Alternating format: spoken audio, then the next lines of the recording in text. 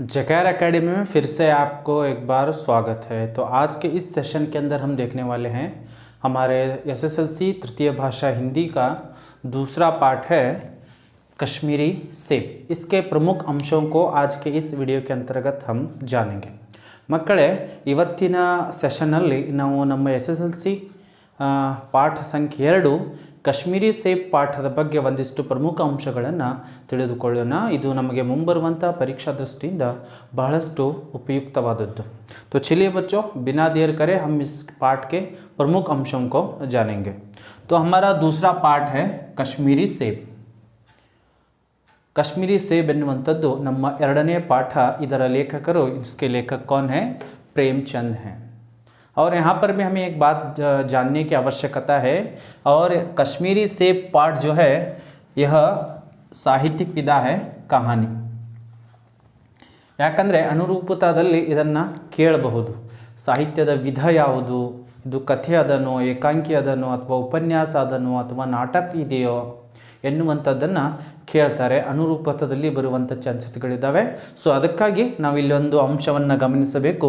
ಕಾಶ್ಮೀರಿ ಸೇಬ್ ಪಾಠ ಇದು ಒಂದು ಕಥೆಯಾಗಿದೆ। यह साहित्य की विधा है, यह एक साहित्य की कहानी है। तो चलिए बिना देर करे हम इस पाठ के प्रमुख अंशों की तरफ जाते हैं। तो यह पाठ खुद लेखक अपने प्रेमचंद्र जो है अपने अनुभव के बारे में बताते हैं। सबसे पहले लेखक कहाँ जाते हैं? तो देखिए, लेखक शाम को चौक गए थे। ಸಾಯಂಕಾಲ लेखक प्रेमचंद्र जी ಅವರು ಎಲ್ಲಿ ಹೋಗಿದ್ರು ಅಂದರೆ ಚೌಕ್ಗೆ ಹೋಗಿದ್ರು। यहाँ से भी एक प्रश्न बन सकता है कि लेखक कहाँ गए थे? तो लेखक कहाँ गए थे? चौक गए थे। लेखक कहाँ गए थे? चौक गए थे। किस समय गए थे ಎನ್ನುವಂಥ ಪ್ರಶ್ನೆ ಬಂದರೆ लेखक शाम के समय चौक गए थे ಎನ್ನುವಂಥದ್ದು ನಮ್ಮ ಮೊದಲನೆಯ ಅಂಶ। तो चलिए आगे बढ़ते हैं। लेखक क्यों गए थे? ಏನಕ್ಕೆ ಹೋಗಿದ್ರು ಅವರು ಚೌಕ್ಗೆ ಸಾಯಂಕಾಲ ಸಮಯದಲ್ಲಿ ಅಂದರೆ 2-4 ज़रूरी चीज़ें ಖರೀದನೆ ಗಯೇ ಥೇ। 2-4 ಅವಶ್ಯಕ ವಸ್ತುಗಳನ್ನು ಖರೀದಿ ಮಾಡಲಿಕ್ಕೆ ಲೇಖಕ ಪ್ರೇಮಚಂದ್ರಜಿಯವರು ಚೌಕ್ಗೆ ಹೋಗಿರ್ತಾರೆ। 2-4 ज़रूरी चीज़ें खरीदने लेखक चौक गए थे। वहाँ जाकर क्या करते हैं? वहाँ जाकर लेखक पंजाबी मेवा फरोशों की दुकानें लेखक को नज़र आती हैं। ಪಂಜಾಬದಿಂದ ಬಂದಿರುವಂತಹ ಪಂಜಾಬಿನ ಹಣ್ಣು ಹಂಪಲ ಹಾಗೂ ಸಿಹಿ ಪದಾರ್ಥಗಳನ್ನು ಮಾರುವಂತಹ ಅಂಗಡಿಗಳು ಲೇಖಕರಿಗೆ ಅಲ್ಲಿ ಕಾಣ್ತವೆ। तो यहाँ पर से भी एक प्रश्न आ सकता है, लेखक को क्या नज़र आए? चौक में क्या नज़र आए? लेखक को पंजाबी मेवा फरोशों की दुकानें नज़र आए। उसी प्रकार से इसके साथ हमें यह भी टैग करना पड़ता है।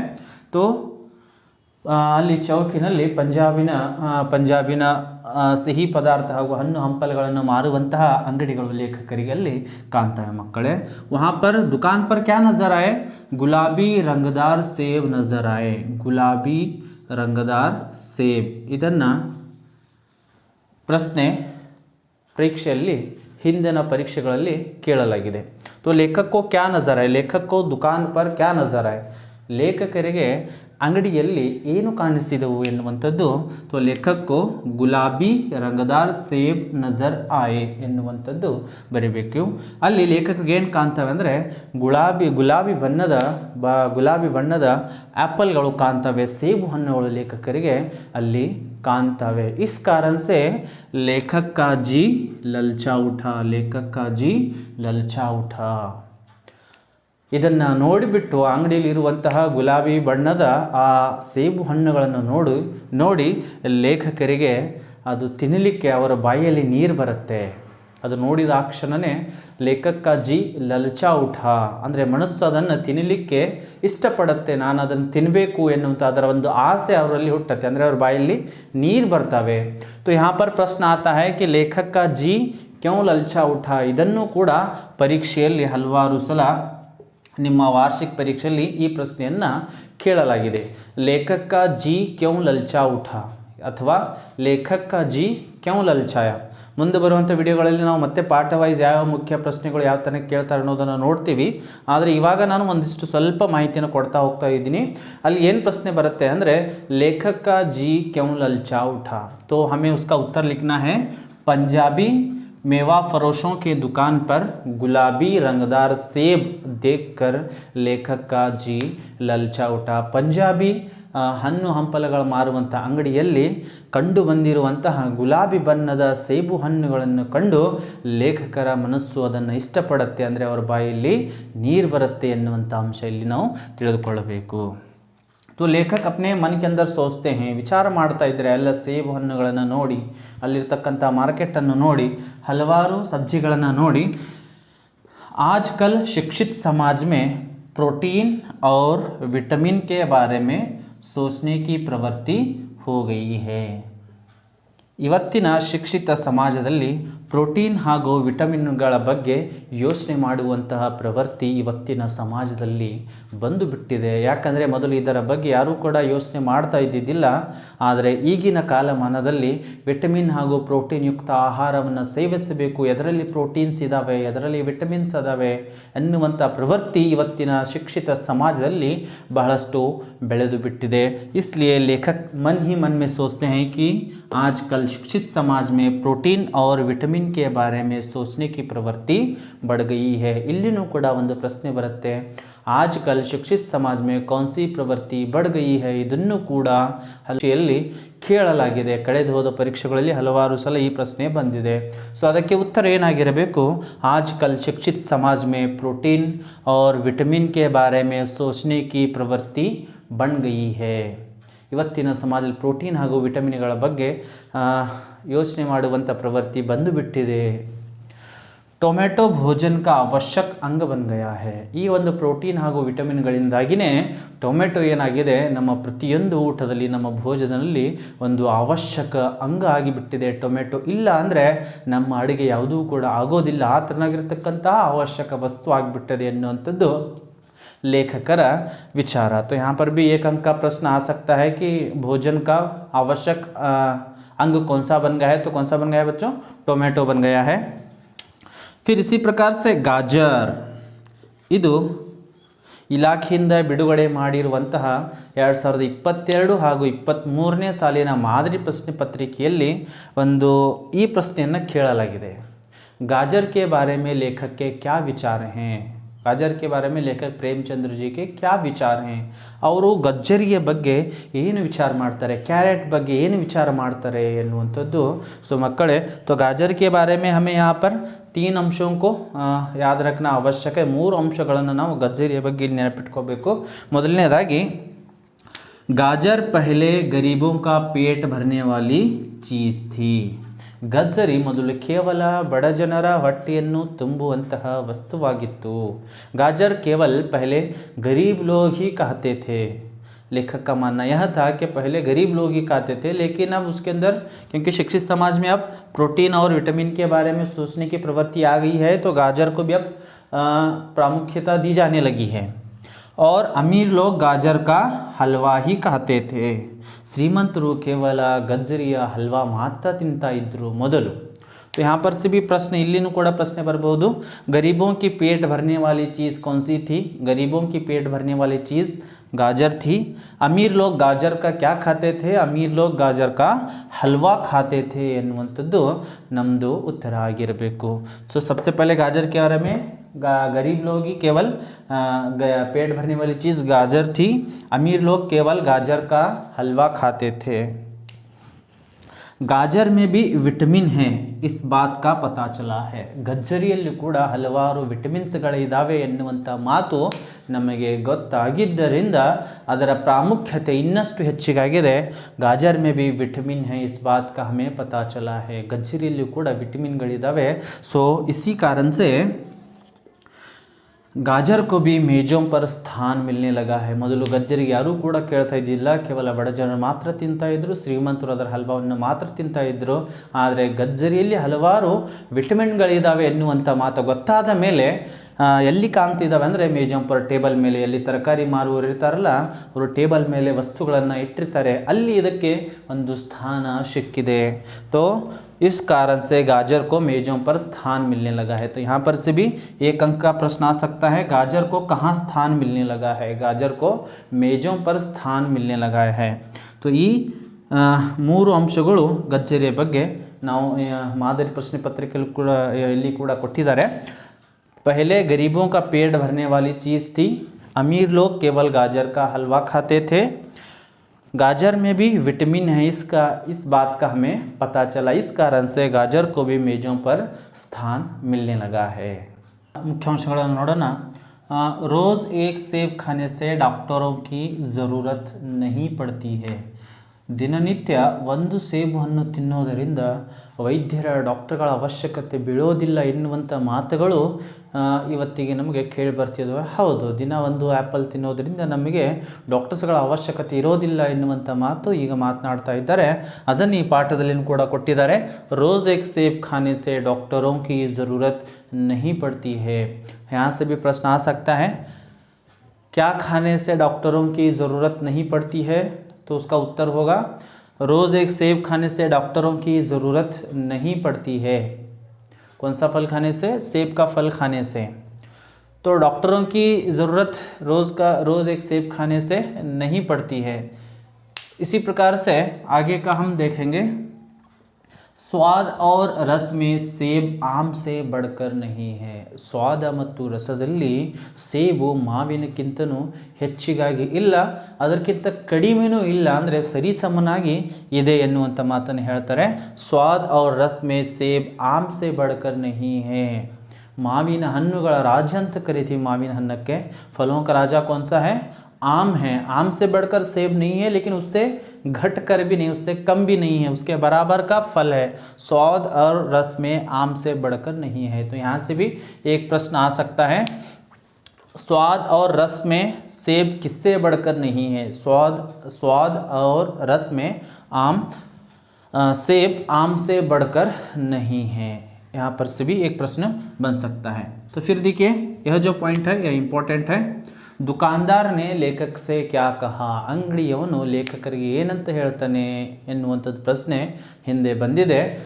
ತೋ ದುಕಾನ್ದಾರ್ ನೇ ಲೇಖಕ್ ಸೆ ಕಹಾ. ಯಾವಾಗ ಲೇಖಕರು ಪಂಜಾಬಿ ಮೇವಾ ಫರೋಶ್ ಒಬ್ಬನ ಅಂಗಡಿ ಹತ್ರ ಹೋಗ್ತಾರೆ, ಅಲ್ಲಿ ಅಂಗಡಿಯವನು ಅವನು ಹೇಳ್ತಾನೆ ಏನಂತ, ಬಾಬೂಜಿ ಬಡೆ ಮಜೆದಾರ್ ಸೇಬ್ ಆಯೆ ಹೈ, ಖಾಸ್ कश्मीर के, आप ले जाएं, खाकर तबीयत खुश हो जाएगी.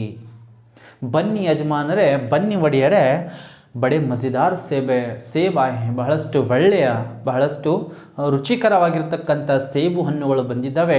ಖಾಸ್ ಕಾಶ್ಮೀರಕ್ಕೆ, ವಿಶೇಷವಾಗಿ ಸ್ಪೆಷಲ್ಲಾಗಿ ಎಲ್ಲಿಂದ ಬಂದಿದ್ದಾವೆ ಅಂದರೆ ಕಾಶ್ಮೀರದಿಂದ ಬಂದಿದ್ದಾವೆ.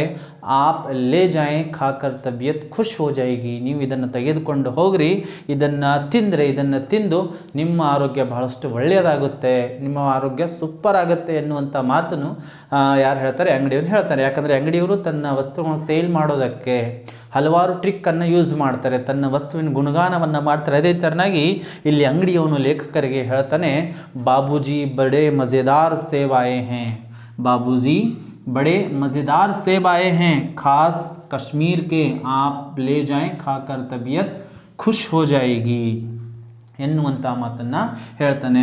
ಇದು 2 ಅಂಕಕ್ಕೆ ಬರುವಂತಹ ಪ್ರಶ್ನೆಯಾಗಿದೆ. ಸೊ ಇದಕ್ಕೆ ಒಂದು ಸ್ವಲ್ಪ ನೀವು ಹೆಚ್ಚಿಗೆ ಇದರ ಕಡೆಗೆ ಗಮನವನ್ನು ಹರಿಸಬೇಕು. क्या कहता है दुकानदार लेखक से कहता है, बाबूजी बड़े मज़ेदार सेब आए हैं, खास कश्मीर के, आप ले जाएं, खाकर तबीयत खुश हो जाएगी. तो लेखक को कितने सेब चाहिए थे? ಲೇಖಕರಿಗೆ ಅರ್ಧ ಸೇರು ಸರಿಸುಮಾರಾಗಿ ಅದನ್ನು ತೂಕ ಮಾಡಿ ಒಂದೊಂದು ಕಡೆ ಕೊಡ್ತಾರೆ, ನಮ್ಮ ಕಡೆ ಡಜನ್ ರೂಪದಲ್ಲಿ ಕೊಡ್ತಾರೆ. ಸೊ ಆಧಾ ಸೇರ್ ಸೇಬ್ ಲೇಖಕ್ ಜಿ ಕೋ चाहिए थे. ಅರ್ಧ ಸೇರು ಸೇಬು ಹಣ್ಣುಗಳು ಲೇಖಕರಿಗೆ ಬೇಕಾಗಿದ್ವು. ದುಕಾನ್ದಾರ್ನೇ ನೌಕರ್ ಸೆ ಕಹಾ. ಅಲ್ಲಿ ಕೆಲಸ ಮಾಡುವಂತಹ ಲೇಖಕರು ಅದನ್ನು ತಗೊಳ್ಳಿಕ್ಕೆ ಇಷ್ಟಪಡ್ತಾರೆ. ಆವಾಗ ಅಂಗಡಿಯವನು ತನ್ನ ಅಂಗಡಿಯಲ್ಲಿ ಕೆಲಸ ಮಾಡುವಂಥ ಹುಡುಗನಿಗೆ ಒಂದು ಮಾತನ್ನು ಹೇಳ್ತಾರೆ. ಏನಂತ? ಸುನೋ ಆದ್ ಸೇರ್ ಕಾಶ್ಮೀರಿ ಸೇಬ್ ನಿಕಾಲ್ಲಾ. ಸುನೋ ಆದ್ ಸೇರ್ ಕಾಶ್ಮೀರಿ ಸೇಬ್ ನಿಕಾಲ್ಲಾ, ಚುನ್ ಕರ್ ಲಾನಾ. ಏನಂತ ಹೇಳ್ತಾನೆ ಅಂಗಡಿಯವನು ಅಂದರೆ, ಕೇಳತಮ್ಮ ಇಲ್ಲಿ ಕೇಳು, ಅರ್ಧ ಸೇರು ಕಾಶ್ಮೀರಿ ಸೇಬು ಹಣ್ಣನ್ನು ತೆಗೆದುಕೊಂಡು ಬಾ. ಹೇಗೆ ತಗೊಂಡು ಬರಬೇಕು ಅಂದರೆ ಚುನ್ ಕರ್ ಲಾನಾ, ಆಯ್ದುಕೊಂಡು ಬಾ ಎನ್ನುವಂಥ ಮಾತನ್ನು ಅವನು ಹೇಳ್ತಾನೆ. दुकानदार ने सेब लिफाफे में रखकर रुमाल में बांध कर दिया. ಲೇಖಕರು ಏನು ಕೊಟ್ಟಿರ್ತಾರೆ? ತನ್ನ ರುಮಾಲನ್ನು ಆ ದುಕಾನ್ದಾರನಿಗೆ ಕೊಟ್ಟಿರ್ತಾರೆ. ಆ ದುಕಾನ್ದಾರ ಏನು ಮಾಡ್ತಾನೆ ಅಂದರೆ, ದುಕಾನ್ದಾರನೇ ಲಿಫಾಫೆ ಮೇ ಅಂದರೆ ಆ ಒಂದು ಕವರ್ನಲ್ಲಿ ಹಾಕಿ ಸೇಬು ಹಣ್ಣುಗಳನ್ನು ಲೇಖಕರು ಕೊಟ್ಟಿರ್ತಕ್ಕಂತಹ ರುಮಾಲ್ನಲ್ಲಿ ದಸ್ತಿಯಲ್ಲಿ ಕರವಸ್ತ್ರದಲ್ಲಿ ಅದನ್ನು ಕಟ್ಟಿ ಲೇಖಕರಿಗೆ ಕೊಡ್ತಾನೆ. ಆಧ ಸೇರ್ ಸೇಬ್ ಕಿ ಕೀಮತ್ 4 ಆನೆ ಥಿ. ನೋಡಿರಿ, ಇದು ಬಹಳಷ್ಟು ಇಂಪಾರ್ಟೆಂಟು. ಯಾಕಂದರೆ ಹಲವಾರು ಸಲ ಒಂದು ಅಂಕದಲ್ಲಿ ಆಧ ಸೇರ್ ಸೇಬ್ ಕಿ ಕೀಮತ್ ಕಿತ್ನಿ ಥಿ ಎನ್ನುವಂಥದ್ದನ್ನು ಕೇಳಿರ್ತಾರೆ. ಆಧ ಸೇರ್ ಸೇಬ್ ಕಿ ಕೀಮತ್ 4 ಆನೆ ಥಿ, 25 ಪೈಸೆ ಆಗಿತ್ತು. ಆ ಒಂದು ಲೇಖಕರು ಏನು ಮಾಡ್ತಾರೆ, ತನ್ನ ಜೇಬಿನಿಂದ ತೆಗೆದು 25 ಪೈಸೆಯನ್ನು ಆ ಅಂಗಡಿಯವನಿಗೆ ಕೊಡ್ತಾರೆ. ಫಿರ್ ಫಲ್ ಖಾನೆ ಕಾ ಸಮಯ ಕೌನ್ಸಾ ಹೈ? ಫಲ್ ಖಾನೆ ಕಾ ಸಮಯ ಪ್ರಾತಃ ಕಾಲ ಹೈ. ಲೇಖಕರು ಬರ್ತಾರೆ, ರಾತ್ರಿ ತೊಗೊಂಡು ಬಂದಿರ್ತಾರೆ, ಸಾಯಂಕಾಲ ಅಂಗಡಿಗೆ ಹೋಗಿರ್ತಾರೆ. ರಾತ್ರಿ ಅದನ್ನು ತಿನ್ನಬಾರ್ದು ಅಂಥೇಳಿ ಬೆಳಗ್ಗೆ ನಾನು ತಿನ್ನಬೇಕು, ಯಾಕಂದರೆ ಸೇಬು ಹಣ್ಣುಗಳನ್ನು ತಿನ್ನುವಂತಹ ಸಮಯ ಬೆಳಗ್ಗಿನ ಜಾವ ಇರ್ತದೆ. ಬೆಳಗ್ಗೆ ತಿಂದರೆ ಆರೋಗ್ಯಕ್ಕೆ ಒಳ್ಳೆಯದು ಎನ್ನುವಂಥ ಮಾತು ಅವರಿಗೆ ಇರ್ತದೆ. ಅದಕ್ಕಾಗಿ ಫಲ್ ಖಾನೆ ಕಾ ಸಮಯ ಕೌನ್ಸಾ ಹೈ? ಪ್ರಾತಃ ಕಾಲ ಹೈ. ಇಲ್ಲಿನೂ ಕೂಡ ಒಂದು ಅಂಕದ ಪ್ರಶ್ನೆಯನ್ನು ಕೇಳಿದ್ದಾರೆ ಒಂದು ಸಲ. ಫಲ್ ಖಾನೆ ಕಾ ಸಮಯ ಕೌನ್ಸಾ ಹೈ? ಫಲ್ ಖಾನೆ ಕಾ ಸಮಯ ಪ್ರಾತಃ ಕಾಲ ಹೈ. तो ಇದನ್ನು ಬರೆಯುವಾಗ ಇಲ್ಲಿ ವಿಸರ್ಗ ಚಿಹ್ನೆಯನ್ನು ಕಂಪಲ್ಸರಿ ನಾವು ಏನು ಮಾಡಬೇಕು, ಮೆನ್ಷನ್ ಮಾಡಬೇಕು. ಇದನ್ನು ಕಂಪಲ್ಸರಿ ನಾವು ಬರೀಲೇಬೇಕು. फल खाने का समय प्रातः काल है. हाँ तो बच्चों, हमारे आगे के प्रमुख अंश हैं ಸೇಬ್ ಕಿ ಹಾಲತ್. ಇವಾಗ ಲೇಖಕರು ಸೇಬು ಹಣ್ಣನ್ನು ತೆಗೆದುಕೊಂಡು ಪ್ರಾತಃ ಕಾಲದಲ್ಲಿ ತಿನ್ನಲಿಕ್ಕೆ ಅದನ್ನು ಕೊಡ್ತಾರೆ.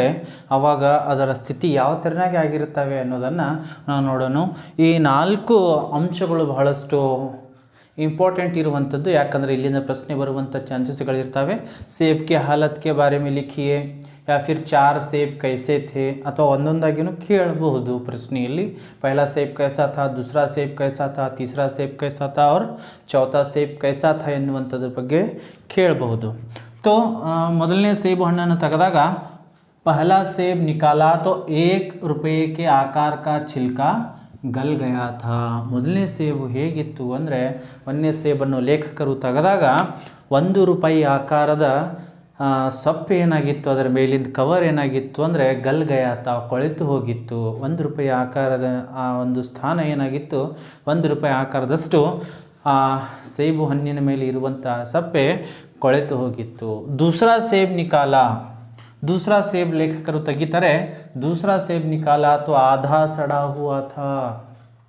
ಎರಡನೇ ಸೇಬು ಹಣ್ಣನ್ನು ಲೇಖಕರು ತೆಗೆದಾಗ ಅದು ಅರ್ಧ ಕೊಳೆತು ಹೋಗಿತ್ತು. ಮೊದಲನೇದು 1 ರೂಪಾಯಿ ಆಕಾರದಲ್ಲಿ ಮಾತ್ರ ಕೊಳೆತಿದ್ರೆ, ಎರಡನೇದು ಆಧಾ ಸಡಾ ಹುವಾ ಥಾ, ಅರ್ಧಕ್ಕರ್ಧ ಆ ಸೇಬು ಹಣ್ಣು ಕೊಳೆತು ಹೋಗಿತ್ತು. ಅದೇ ಥರನಾಗಿ ತೀಸರಾ ಸೇಬ್ ನಿಕಾಲಾ, ಸಡಾ ತೋ ನ ಥಾ ಮಗರ್ ಏಕ್ ತರಫ್ ದಬ್ ಕರ್ ಬಿಲ್ಕುಲ್ ಪಿಚಕ್ ಗಯಾ ಥಾ. ಅದು ಪೂರ್ಣವಾಗಿ ಕೊಳೆತಿದ್ದಿಲ್ಲ, ಆದರೆ ಒಂದು ಕಡೆ ಏನಾಗಿತ್ತು ಅಂದರೆ ಬಿಲ್ಕುಲ್ ದಬ್ ಕರ್ ಪಿಚಕ್ ಗಯಾ ಥಾ, ಒಂದು ಕಡೆ ಸಂಪೂರ್ಣವಾಗಿ ಕೊಳೆತು ಹಿಂಗೆ ಕೈ ಹಾಕಿದರೆ ತೆಗ್ಗೆ ಬೀಳುತ್ತೇನೋ ಎನ್ನುವಂಥದ್ದು ಅಷ್ಟೊಂದು ಕೆಟ್ಟದಾಗಿ ಹೋಗಿತ್ತು. ಪಿಚಕ್ ಗಯಾ ಥಾ, ಪಿಚಕ್ ಅಂದರೆ ಬಹಳಷ್ಟು ಕೊಳೆತು. ಯಾವ ಥರನಾಗಿ ಟೊಮ್ಯಾಟೊ ಹಣ್ಣು ಕೊಳೆತಾಗ ಯಾವ ಥರನಾಗಿ ಅತ್ಯಂತ ಮೃದುವಾಗಿ ಆಗಿಬಿಡ್ತಾವಲ್ಲ, ಆ ಥರನಾಗಿ ಆ ಸೇಬು ಹಣ್ಣು ಆಗಿಬಿಟ್ಟಿತು. तो तीसरा सेब कैसा था? तीसरा सेब एक तरफ दब कर बिल्कुल पिचक गया था. ಚೌಥಾ ಸೇಬ್ ಹೇಗಿತ್ತು, 4ನೇ ಸೇಬು ಹಣ್ಣು ಹೇಗಿತ್ತು ಅಂದರೆ ಬೇದಾಗ್ ಥಾ ಮಗರ್, ಹೊರಗಡೆಯಿಂದ ನೋಡಿದರೆ ಕೊಳ್ತಿದ್ನೂ ಇದ್ದಿದ್ದಿಲ್ಲ, ಏನೂ ಒಂದು ಕಲೆಯೂ ಇದ್ದಿದ್ದಿಲ್ಲ. ಮಗರ್ ಉಸ್ಮೆ ಏಕ್ ಕಾಲಾ ಸುರಾಖ್ ಥಾ, ಆದರೆ ಅದರಲ್ಲಿ ಒಂದು ಚಿಕ್ಕದಾಗಿರ್ತಕ್ಕಂತಹ ಕಪ್ಪದಾಗಿರ್ತಕ್ಕಂಥ ರಂಧ್ರ ಇತ್ತು, ತೂತು ಇತ್ತು. ಜೈಸೆ ಅಕ್ಸರ್ ಬೇರೋ ಮೇ ಹೋತಾ ಹೈ, ಆದರೆ ಅದರಲ್ಲಿ ಒಂದು ಕಪ್ಪದಾಗಿರ್ತಕ್ಕಂಥ ರಂಧ್ರ ಅಥವಾ ತೂತು ಇತ್ತು. ಹೇಗಿತ್ತು? ಜೈಸೆ ಅಕ್ಸರ್ ಬೇರೋ ಮೇ ಹೋತಾ ಹೈ, ಬಹಳಷ್ಟು ಸಲ ಬಾರೆ ಹಣ್ಣುಗಳಲ್ಲಿ ಆ ಥರನಾಗಿರ್ತಕ್ಕಂಥ ಹುಳ ಹಿಡಿದಿರುವಂತಹ ತೂತುಗಳು, ರಂಧ್ರಗಳು ಇರ್ತಾವಲ್ಲ, ಅದೇ ಥರನಾಗಿರ್ತಕ್ಕಂಥ ಒಂದು ಕಪ್ಪು ರಂಧ್ರ ಆ 4ನೇ ಸೇಬಿನಲ್ಲಿತ್ತು. ಕಾಟಾ ತೋ ವೈಸೆ ಹಿ ಕಾಲೆ ಧಬ್ಬೆ ಥೇ ಜೈಸೆ ಅಕ್ಸರ್ ಬೇರ್ ಮೇ ಹೋತೆ ಹೈ, ಅದನ್ನು ಕೊಯ್ದಾಗ, ಅದನ್ನು ಕಟ್ ಮಾಡಿದಾಗ ಅಂಥದ್ದೇ ಕಪ್ಪಾಗಿರ್ತಕ್ಕಂಥ ಕಲೆಗಳು ಒಳಗಡೆ ಯಾವ ಥರನಾಗಿ ಬಾರೆ ಹಣ್ಣಿನಲ್ಲಿ ಇರ್ತವೆ, ಅದೇ ಥರನಾಗಿರ್ತಕ್ಕಂಥ ಆ ಸೇಬು ಹಣ್ಣಿನಲ್ಲಿ ಕೂಡ ಕಪ್ಪು ಕಲೆಗಳಿದ್ವು. तो यह हो गए चारों सेबों की हालत के बारे में. ಇದಾದ ಮೇಲೆ ಲೇಖಕರಿಗೆ ಬಹಳಷ್ಟು ಅದರ ದುಃಖ ಆಗ್ತದೆ. ಶಾರೀರಿಕ ಪತನದ ಬಗ್ಗೆ ಅವರು ಬಹಳಷ್ಟು ಚಿಂತನೆಗೆ ಒಳಪಡ್ತಾರೆ. ಬಹಳಷ್ಟು ಚರಿತ್ರೆ ಕೆಟ್ಟ ಹೋಗಿದೆ ಈಗಿನ ವ್ಯಾಪಾರಸ್ಥರನ್ನಂತೂ ಬಹಳಷ್ಟು ವಿಷಯಗಳಿದ್ದಾವೆ. ಅದನ್ನು ಮುಂದುವರೆದು ಕೊನೆಯದಾಗಿ ಏನಾಗ್ತದೆ ಅಂದರೆ, ಏಕ್ ಬಾರ್ ಲೇಖಕ್ ನೇ ಮೊಹರ್ರಮ್ ಕೆ ಜುಲೂಸ್ ಮೇ ರೇವಡಿಯಾ ಖರೀದಿ ಥಿ. ಒಂದು ಸಲ ಒಂದು ಘಟನೆಯನ್ನು ಲೇಖಕರು ನೆನಪು ಮಾಡ್ಕೊಳ್ತಾರೆ. ಮುಂಚೆ ವ್ಯಾಪಾರಸ್ಥರು ಹೇಗಿದ್ದರು ಅಂದರೆ, एक आध बार तौलने के अंदर एक ಆದ್ ಛಟಾಕ್ ಕಮ್ ಕರ್ ತೂಕದಲ್ಲಿ ಏನಾದರೂ ಹೆಚ್ಚು ಕಮ್ಮಿ ಮಾಡ್ತಾ ಇದ್ರು, ಆದರೆ ದುಡ್ಡಿನ ವಿಷಯದಲ್ಲಿ ಬಹಳಷ್ಟು ಪ್ರಾಮಾಣಿಕರಾಗಿದ್ರು, ಹೆಚ್ಚಿಗಾಗಿ ಮೋಸ ಮಾಡ್ತಾ ಇರೋರು ಇದ್ದಿದ್ದಿಲ್ಲ ಎನ್ನುವಂಥದ್ದು ಹೇಳುವಾಗ ತನ್ನ ಒಂದು ಹಳೆಯ ಘಟನೆಯನ್ನು ಲೇಖಕರು ನೆನಪು ಮಾಡ್ಕೋತಾರೆ. ಒಂದು ಸಲ ಲೇಖಕರು ಮೊಹರ್ರಂನ ಮೆರವಣಿಗೆಯಲ್ಲಿ ಹೋದಾಗ ರೇವಡಿಯಾ ಖರೀದಿ ಥಿ. ರೇವಡಿಯಾ ಎಳ್ಳು ಹಾಗೂ ಬೆಲ್ಲಿನಿಂದ ತಯಾರಾಗಿರತಕ್ಕಂತಹ ಸಿಹಿ ಪದಾರ್ಥಕ್ಕೆ ನಾವೇನಂತ ಕರಿತೀವಿ, ರೇವಡಿಯಾ ಅಂತ ಕರಿತೀವಿ. ಅಥವಾ ಸಕ್ಕರೆಯಿಂದನೂ ಕೂಡ ಅದನ್ನು ತಯಾರು ಮಾಡ್ತಾರೆ. ಅದರಲ್ಲಿ ಏನಿರುತ್ತೆ, ಎಳ್ಳಿರುತ್ತೆ. ತಿಲ್ और गुड़ से बने मिठाई को हम क्या कहते हैं, ರೇವಡಿ कहते हैं. तो ಇಲ್ಲಿ ರೇವಡಿ ಹಾಗೂ ರೇವಡಿಯಾ ಬಹುವಚನ, ಇದನ್ನು ಒಂದ್ಸಲ ಕೇಳಿದ್ದಾರೆ. ರೇವಡಿ इसका बहुवचन रूप क्या है, रेवड़ियाँ. रेवड़ी की कीमत 1 पैसा थी, लेकिन ಲೇಖಕ್ ಅಠನ್ನಿ ದೇಕರ್ ಆಯೇ ಥೇ. ಆ ಒಂದು ರೇವಡಿಯ ಬೆಲೆ ಎಷ್ಟಿತ್ತು ಅಂದರೆ 1 ಪೈಸೆ ಇತ್ತು. ಲೇಖಕರು ಏನು ಮಾಡಿದರು, ಅದನ್ನು ಮರೆತು ಅಠನ್ನಿ 8 ಆನೆಯನ್ನು ಕೊಟ್ಟು ಬಂದಿದ್ದರು. 50 ಪೈಸೆಯನ್ನು ಅಂಗಡಿಯವನ ಹತ್ರ ಕೊಟ್ಟು ಬಂದರು. ತದನಂತರ ಮತ್ತೆ ಅವನು ಲೇಖಕರು ಹೋದಾಗ ಮತ್ತೆ ಅವನು ಏನು ಮಾಡ್ತಾನೆ, ಆ ಒಂದು ಪ್ರಾಮಾಣಿಕತೆ ಆ ಒಂದು ಅಂಗಡಿಯವನ ಹತ್ರ ಇರುತ್ತೆ. ಅವನು ಮತ್ತೆ ಆ ಲೇಖಕರ ದುಡ್ಡನ್ನು ಮರಳಿ ಕೊಡ್ತಾರೆ. अब आ गया हमारा, यह भी बहुत ही इम्पोर्टेंट है. इस पाठ का आशय क्या है, कश्मीरी सेब पाठ का आशय क्या है, या फिर कश्मीरी सेब पाठ से क्या सीख मिलती है, लेखक कश्मीरी पाठ से क्या संदेश देते हैं, या फिर कश्मीरी सेब के पाठ से लेखक के क्या अनुभव थे. ಹೀಗೆ ಹಲವಾರು ಪ್ರಶ್ನೆಗಳಿಗೆ ಒಂದೇ ಉತ್ತರ ಇರುತ್ತೆ. ಏನಂದರೆ, ಖರೀದಾರಿ करते समय सावधानी नहीं बरते तो ಧೋಕಾ ಖಾನೆ ಕಿ ಸಂಭಾವನಾ ಹೋತಿ ಹೇ ಎನ್ನುವಂಥದ್ದು. ನಾವು ಒಂದು ವೇಳೆ ಖರೀದಾರಿ ಮಾರ್ಕೆಟ್ನಲ್ಲಿ ಸಂತೆಯಲ್ಲಿ ಹೋದಾಗ ಖರೀದಾರಿ ಮಾಡುವಾಗ ನಾವು ಜಾಗೃತರಾಗಿ ಇದ್ದಿದ್ದಿಲ್ಲ ಅಂದರೆ ನಾವು ಮೋಸ ಹೋಗುವಂತಹ ಅವಕಾಶಗಳು, ಸಂಭಾವನೆ ಅತಿ ಹೆಚ್ಚಿಗಾಗಿರುತ್ತೆ ಎನ್ನುವಂಥದ್ದು ಈ ಒಂದು ಪಾಠದಲ್ಲಿ ನಾವು ಕಲಿತೀವಿ. ತನ್ನ ಇಡೀ ಒಂದು ಘಟನೆಯಿಂದ ಲೇಖಕರು ಇದನ್ನೇ ನಮಗೆ ತಿಳಿ ಹೇಳ್ತಾರೆ. ನಾವು ಕೂಡ बाज़ार में अगर हम जाते हैं तो अपनी आंखें बंद न करना चाहिए, वरना हमें भी कश्मीरी सेब ही मिलेंगे. इस पाठ का आशय यह है कि खरीदारी करते समय सावधानी नहीं बरते तो धोखा खाने की संभावना होती है. मुख्य रूप से इस पाठ पर किस पर प्रकाश डाला गया है, बाजार में होने वाली धोखेबाजी पर प्रकाश डाला गया है. ಈ ಒಂದು ಪಾಠವು ಬಾಜಾರ್ನಲ್ಲಿ ಆಗುವಂತಹ ಧೋಖೆಬಾಜಿ, ಮೋಸದ ಮೇಲೆ ಈ ಒಂದು ಇಡೀ ಪಾಠ ಕವರ್ ಮಾಡಿದರೆ, ಅದರ ಮೇಲೆ ಪ್ರಕಾಶವನ್ನು ಹಾಕಿದ್ದಾರೆ. ಸೊ ಮಕ್ಕಳೇ, ಹೀಗೆ ನಾವು ಕಾಶ್ಮೀರಿ ಸೇಬ್ ಪಾಠದ ಮೇಲೆ ಹಲವಾರು ಮುಖ್ಯ ಅಂಶಗಳನ್ನು ನೋಡಿದ್ದೀವಿ. ಮತ್ತು ಹಲವಾರು ಮತ್ತೆ ಏನಾದರೂ ಡೌಟ್ಸ್ಗಳಿದ್ದರೆ ಕಮೆಂಟ್ ಬಾಕ್ಸ್ನಲ್ಲಿ ಕೆಳಗಡೆ ನೀವು ಪ್ರಶ್ನೆಯನ್ನು ಕೇಳಬಹುದು. ಅದೇ ಥರನಾಗಿ ಜಕ್ಯಾರ್ ಅಕಾಡೆಮಿಯನ್ನು ಲೈಕ್ ಮಾಡಿ, ಸಬ್ಸ್ಕ್ರೈಬ್ ಮಾಡಿ, ಹಾಗೂ ಇನ್ನಿತರ ವಿಡಿಯೋಗಳಿಗಾಗಿ ಜಕ್ಯಾರ್ ಅಕಾಡೆಮಿಯನ್ನು ಯಾವತ್ತೂ ನೋಡ್ತಾ ಇರಿ. ಮತ್ತೆ ಮುಂದಿನ ವಿಡಿಯೋದಲ್ಲಿ ಭೇಟಿಯಾಗೋಣ. ಮುಂಬರುವಂಥ ದಿನಗಳಲ್ಲಿ ನಾವು ಪ್ರತಿಯೊಂದು ಪಾಠದ ಮೇಲೆ ಯಾವ ಪ್ರಶ್ನೆಗಳನ್ನು ಕೇಳಲಾಗತ್ತೆ, ಹಿಂದಿನ ವರ್ಷಗಳ ಪ್ರಶ್ನೆ ಪತ್ರಿಕೆಯಲ್ಲಿ ಯಾವ ಪ್ರಶ್ನೆಗಳನ್ನು ಕೇಳಿದ್ದಾರೆ ಎನ್ನುವಂಥರ ಬಗ್ಗೆ ನಾವು ಹಲವಾರು ಮಾಹಿತಿಗಳನ್ನು ಈ ಒಂದು ಚಾನಲ್ನಲ್ಲಿ ಕೊಡೋರಿದ್ದೇವೆ. ಧನ್ಯವಾದಗಳು.